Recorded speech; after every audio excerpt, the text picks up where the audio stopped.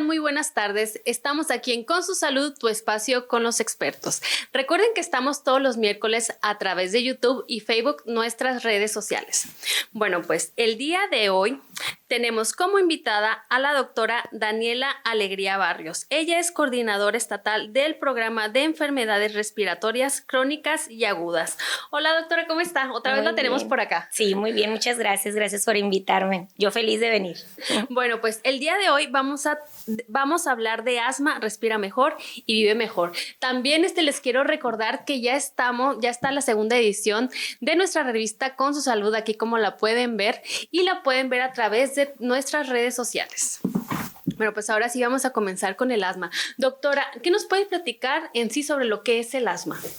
Bueno, el asma es una enfermedad respiratoria crónica. Está catalogada como un síndrome, ya que tiene pues múltiples causas y múltiples signos y síntomas, pero en realidad pues o en resumidas cuentas es un padecimiento respiratorio crónico y pues siempre va a ocasionar o va a afectar dando un resultado como dificultad respiratoria, ¿no?, en los pacientes.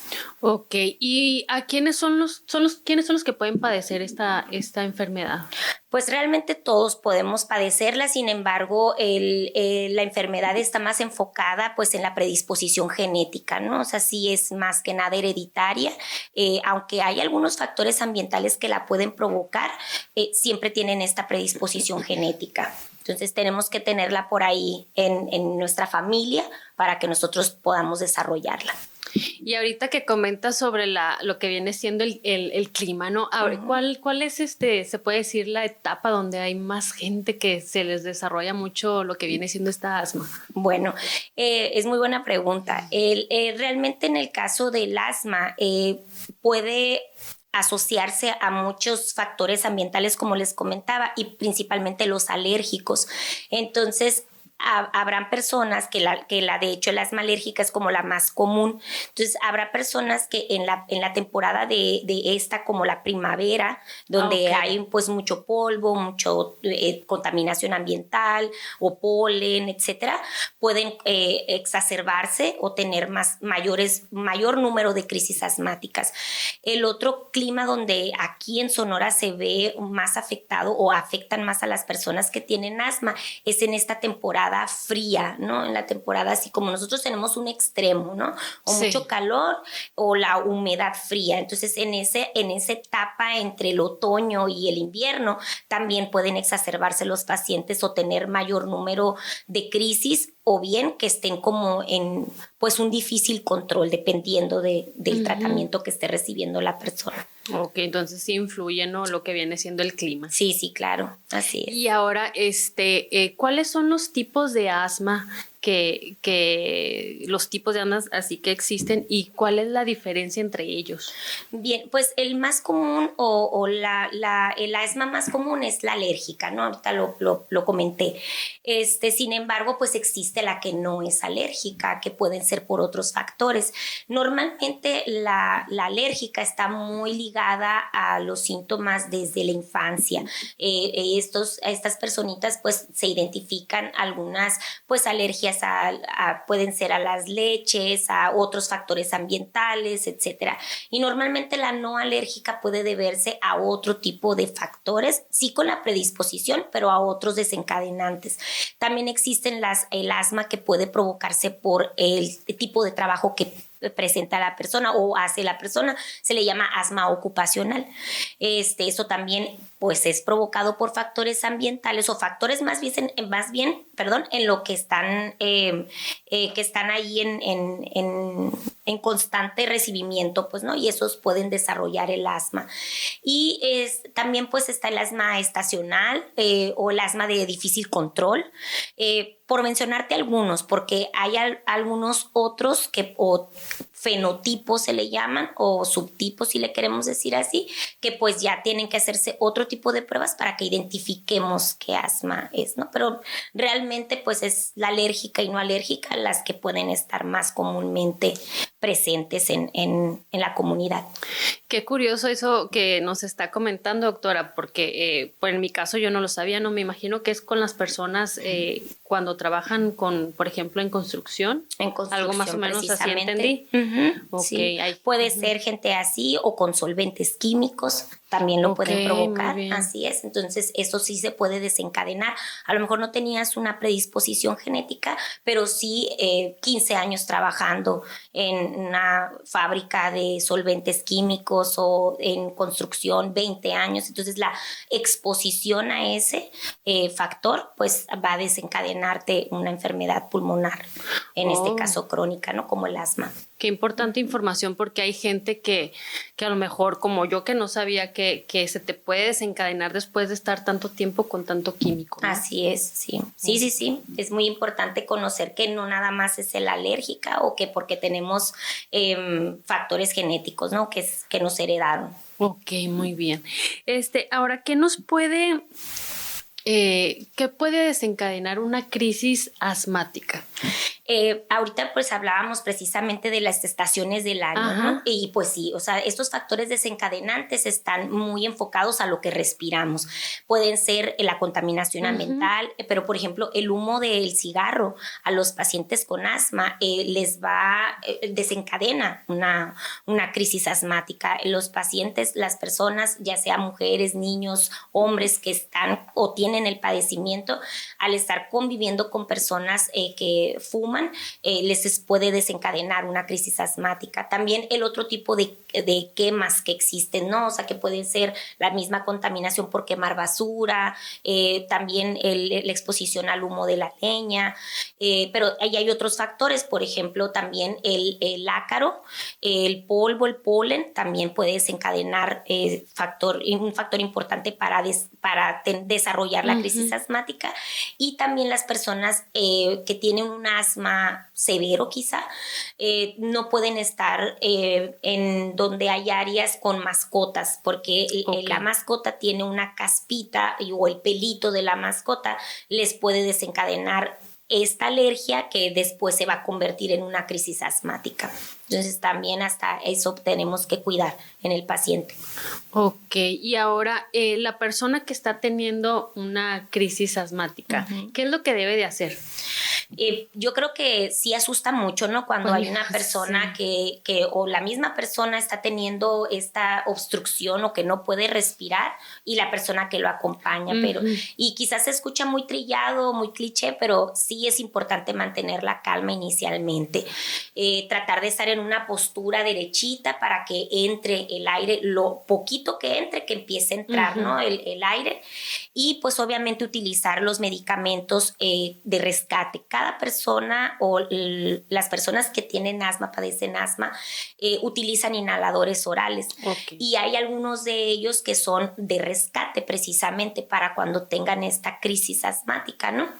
Entonces, el paciente, pues ya que está sentadito o paradito, etcétera, pues hay que empezar a inhalar este tratamiento, y en los primeros 30 minutos, esa crisis debe de controlarse.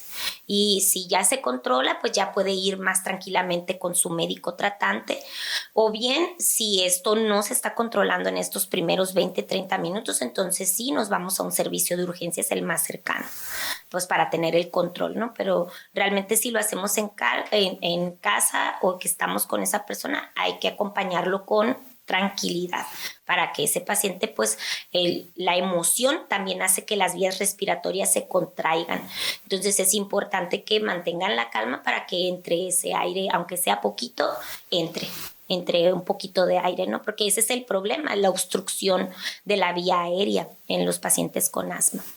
Ok, muy buena recomendación, y sobre todo si uno está también con la persona, también guardar la calma, porque hay gente que no, como yo, por ejemplo, que es muy nerviosa, pues si no sabe cómo actuar en esa situación, ¿no? Sí. Es que también, de hecho, ahorita que hablábamos de los factores desencadenantes, sí, la emoción, o sea, los factores emocionales también pueden provocar pues como un ataque de asma, ¿no? Pero pues porque sí, hay una contracción de pues todos los bronquios, alvéolos, etcétera, se cierra el paso del aire y entonces pues tenemos una crisis asmática provocada Entonces, también por eso mismo. Oh, entonces sí hay que estar en calma. Sí.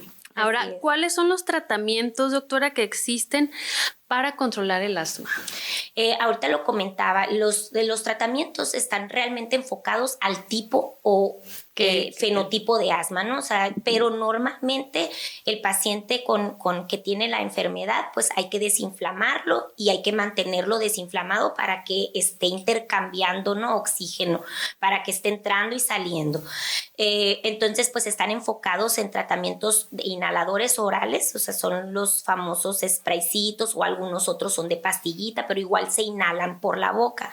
Y también hay tratamientos farmacológicos de otro tipo. A lo mejor las vacunas para las alergias es un tipo de tratamiento para mantener el control de los pacientes. No quiere decir que uno quita al otro, normalmente se complementan, ¿no?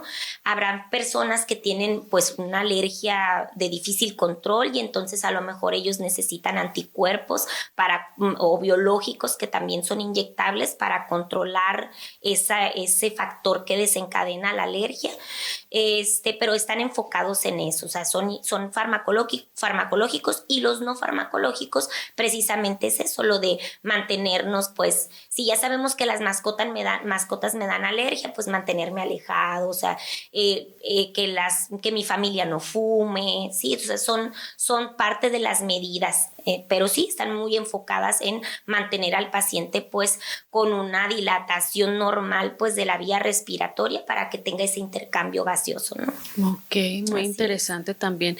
También hay una pregunta que la mayoría de la gente se hace y han pasado casos, ¿no? Uh-huh. Que si el asma se cura o solo se controla, porque sí, yo sí he sabido de gente que de chiquitos eran asmáticos y de repente ahorita no tienen. Así es. Sí, la enfermedad puede revertir espontáneamente, de hecho, ¿no? Normalmente, pues lo hace en tratamiento. Cuando inicia el paciente a temprana edad, vamos a decirlo así, o en su infancia, normalmente en la adolescencia puede ser que el paciente revierta la enfermedad. Uh-huh. Obviamente en todo ese tiempo estuvo llevando un tratamiento, ¿no? Se dice que puede ser de forma espontánea, sí se puede ser de forma espontánea no tenerlo, pero en algunas personas ese asma puede regresar en la adultez. Entonces, pues sí, tiene de las dos, puede curarse y que ya no la vuelvas a padecer, o puede llegar a ese control y después un mantenimiento, ¿no? Así, de las dos. Ok, o sea, no es algo que te avisa, o sea, simplemente sucede. Dejas de tener crisis, ya no necesitas el tratamiento, existen pruebas, ¿no? Existen pruebas que identifican y confirman la enfermedad, que es muy importante realizarse. Una de esas pruebas de función pulmonar es la espirometría, que es una prueba mecánica, es una prueba que es de soplas y te identifica la obstrucción y el grado de obstrucción. Entonces, si tú estás llevando un control y un seguimiento médico, farmacológico o no farmacológico, va a llegar el punto en donde pues van a decirte, mira, ya no hay una obstrucción, ya no hay ni reversibilidad de esa prueba, pero pues siempre en control, ¿no? Uh-huh. Así para que identifiquemos si regresan esos síntomas. Así es. ¿Y esa prueba que nos dijo, dónde la podemos encontrar? Bueno, qué bueno que me lo preguntas. Aquí en el estado de Sonora tenemos 16 espirómetros que están en las unidades de salud de primer nivel de atención, es decir, en los centros de salud. Entonces, estos espirómetros se encuentran en el primer nivel de atención. Ya no tenemos que ir a los hospitales o ir a hacerme la prueba por fuera. Estos espirómetros se encuentran, por ejemplo, aquí en Hermosillo hay 4, en Navojoa hay 3, o sea, por allá, en Navojoa, Guatabampo, Chojoa, si gustas, podemos transmitirlo también para que vean dónde se encuentran esos espirómetros y ahí nos podemos realizar estas pruebas. Entonces, el personal de salud, tanto enfermería como médicos, están capacitados para tener esta atención al paciente y que no va a batalle ese paciente en ir acá, en ir allá o recibir tratamientos, etcétera, ¿no? Ya lo tenemos al alcance, pues ahí del primer nivel de salud. Y pues por eso te digo, muchas gracias por la pregunta. Yo creo que no todo el mundo sabe que tenemos espirómetros aquí en la ciudad, en el estado, y realmente pues sí, es una prueba y un estándar de oro para confirmar la enfermedad y para darle el seguimiento. No nada más confirmo la enfermedad, sino que también la controlo y le voy dando seguimiento con esta prueba. Ay, excelente, qué bueno. Y qué bueno que ya tiene esta información que nos acaba de dar la doctora, que hay 16 en el estado, ¿verdad? Así es. Muy bien. Ahorita que estábamos hablando de las crisis, ¿cómo se puede prevenir más que nada en los niños y ya personas adultas? ¿Qué recomendaciones nos puedes dar? Bueno, la prevención realmente de una enfermedad crónica va a ser de manera muy integral, o sea, tenemos que echar de mano de diferentes partes, ¿no? Ya hablábamos de los desencadenantes. Si yo ya tengo identificado algo que me está provocando, ya sea la mascota, ya sea el polen, el humo, etcétera, pues obviamente desde ahí yo ya tengo que hacer una prevención, hay que cuidarlo. Pero hay pacientes que responden mucho a la humedad. Por ejemplo, el aire acondicionado que suelta húmedo, o sea, es una humedad fría, ¿no? Hay pacientes que presentan esto, entonces a lo mejor no podemos tener una temperatura de 20, 16 grados, pero sí una temperatura 24 grados para que esa persona tenga esta prevención de crisis. Pero hay algo también muy importante, los pacientes que te padecen asma, es importante que se vacunen ¿contra qué? Contra enfermedades respiratorias, o sea, influenza, neumonía, COVID. Es importante mantener esta prevención porque si tenemos una infección sobre una enfermedad respiratoria, pues eso hace una complicación. Y al final de cuentas, cuando me cure yo de una enfermedad respiratoria, se ve afectado mi capacidad pulmonar, ¿no? Por ya una enfermedad de base y luego tener una enfermedad que puede ser también bastante severa.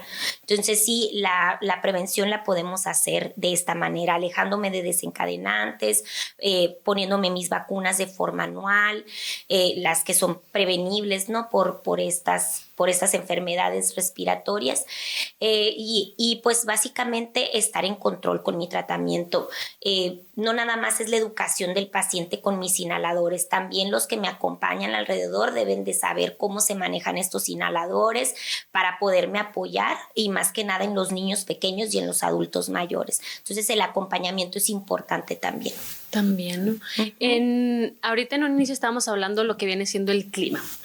Y ahora aquí en Hermosillo, ¿qué tan común es? Y luego, por ejemplo, ahorita que hubo muchas fiestas y que mucho polvo, pues que lo que fue la expo, que fue las fiestas del Pitic, ¿qué tan común es aquí? ¿Qué tanto influye pues aquí el clima en Hermosillo? La gente, ¿qué tanto? Muchísimo, porque desencadena muchísima alergia, pues inclusive pacientes que están en control, ya sea con vacunas para las alergias o biológicos o sus inhaladores, presentan como hay mucha pues sí, mucho movimiento, mucho polvo, mucha contaminación.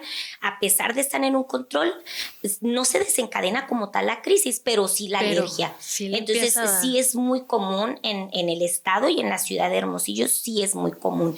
Se habla, estadísticamente hablando, de que la población, el 8% de la población padece asma, o sea, ya la padece confirmatoria, pero hay muchos otros diagnósticos que se quedan ahí, que no se hacen estas pruebas, que no se confirman. Entonces sabemos que existen más pacientes que presentan la enfermedad, porque además de eso, las cifras de mortalidad o las tasas de mortalidad nos posiciona al asma como dentro de las primeras 10 causas de muerte.